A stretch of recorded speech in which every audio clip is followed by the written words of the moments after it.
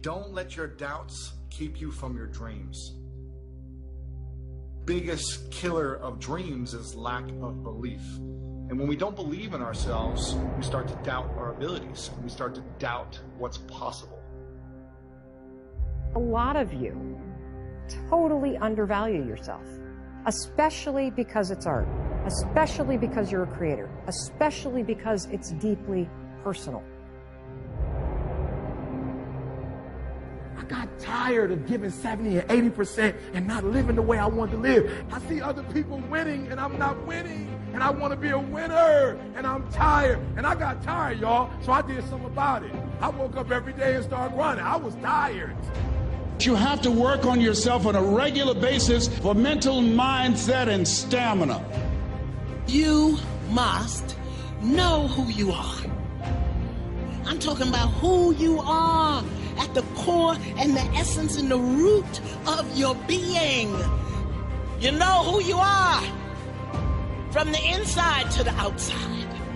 And your behavior is a demonstration of what you believe to be true about you. Elevation requires patience and endurance because it often comes packaged in the form of pain. As you get closer to your breakthrough, it may begin to look like everything is falling apart. So you have to watch who's speaking into you. You've got to begin to monitor your mind. And you've got to begin to literally be proactive in programming yourself to success. You have power to withstand obstacles. You are not easily deterred, discouraged. You don't fall back. You don't lapse into depression. You rise up out of a hellhole with a fresh determination like you have never been used before. You must never give up. And what I discovered is that you don't have to be born in a certain family.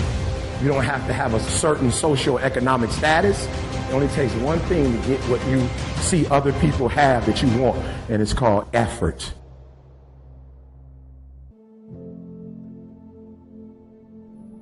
Now, will it be turbulent? Yes. Will it be easy? No, no. Will you have some opposition? Yes. Will I make a lot of mistakes? Yes. Will I get hurt? Yes. Yes. See, a lot of people won't try anything different in life because they don't want to get hurt. Let me tell you something. It's too much pain to duck. Pain is everywhere. You can hide under here. It will come where you are. It's everywhere. Viktor Frankl calls it unavoidable suffering. You can't duck it. But most people spend their life not wanting to deal with the pain of rejection, the pain of defeat, the pain of being disappointed, the pain of losing, the pain of failure, the pain of being criticized, the pain of not being liked, the pain. That's called life. Life is full of pain. It's everywhere. But guess what? There's no gain without pain. Because it's the pain of regret that you experience. If I had it to do over again, that's a pain. Don't you know that's something? When you know, I was in a seminar once and this lady stood up. If I had my life to live over again, she talked about all of the things that she would do. And you can feel the pain of regret in her voice. The pain of regret. She still experienced pain. She was trying not to experience the pain of defeat, the pain of disappointment, the pain of loss, the pain of lack of support. And she still experienced pain. It was right there. We can't get around it. If I want something, I go into the future in my brain, which is powerful, and I visualize exactly what I want. So I'm there. I'm in my future. Think about every single thing I need to do to make that happen, and every single thing that could stop that from happening and what I need to avoid. Then I go right back, like I was just in the future. What do I do now? I don't feel great, but I know I'll feel great once I get famous. Because that's what my vision is. When I achieve my vision, when I get that, then I'll feel good. You are in love because you work very hard every single day of your life to stay in love. You find a job that brings you ultimate joy because you work hard every single day to serve those around you, and you maintain that joy. It's not a discovery. But the problem is the sense of impatience. It's as if an entire generation is standing at the foot of a mountain. They know exactly what they want. They can see the summit. What they can't see is the mountain. If I have a habit over and over of beginning to stack one on top of the other, of keeping promises I make to me, not other people. In other words, the minute you begin to get external in your life, worrying about what other people think about you, right? You've lost all control. And it never fills you up. And people's admiration, people's gratitude towards you will never fill you up. It's your own. It's your own inside. And so for me, self-confidence comes from keeping the promises I make to myself. And the other part of it is being aware I'm doing it. Ask yourself, how can I? See, when people say to me, well, I can't start my business, or I can't develop that high income skill, or I can't do that side hustle, or I can't whatever, I always tell them, does that mean that you don't want to do it, or does that mean you don't know how to do it? Because we all have the ability, we could all do something if we want to. Could you do it if you really, really, really want to? Of course you could. You know, offense also means owning your personal brand. Your voice should be the first 2 or 3 responses when I search for your name on. How do you get there? You own your own identity. The tools are there to have a public identity and to go on the record, proudly so, and stand for who you really are. Those tools exist for you to create your own authentic brand, completely within your control. And do it. So if you're expecting other people to get your vision, I'm just going to say, you call them whatever you choose. I call them God. God didn't give your vision to them. God gave your vision to you. Be willing. Be the cheerleader of your own parade. Be the band leader and the marchers until someone else joins you. Success, if you measure it just by business, just by money earned, just by likes or popularity on social media, then success will be very, very hollow. When you're in the military, you have this discipline, and beyond the discipline that's imposed on you, you also have a lot that you have to just hold the line yourself. I mean, when you're in the military, sure, you go through boot camp where there's a drill instructor that's yelling and all that, but once you're in the military, you're doing what you have to do. It's self-discipline, that you learn that and you become self-disciplined. And what happens is guys get out, and that's gone, and that hurts them. And the other thing that hurts them is they don't know what their mission is anymore. Mm-hmm. And my big thing with people that I've been telling vets now is find what your next mission is. Go find whatever your next mission is. And I don't care what it is, but it has to be something. When people are not going anywhere, when they're failing, when they don't have the drive, it's because they're not accepting responsibility for anything. And so my way of saying that is like, you need a new mission. You need to be responsible for something, and you need to go and move towards some new mission.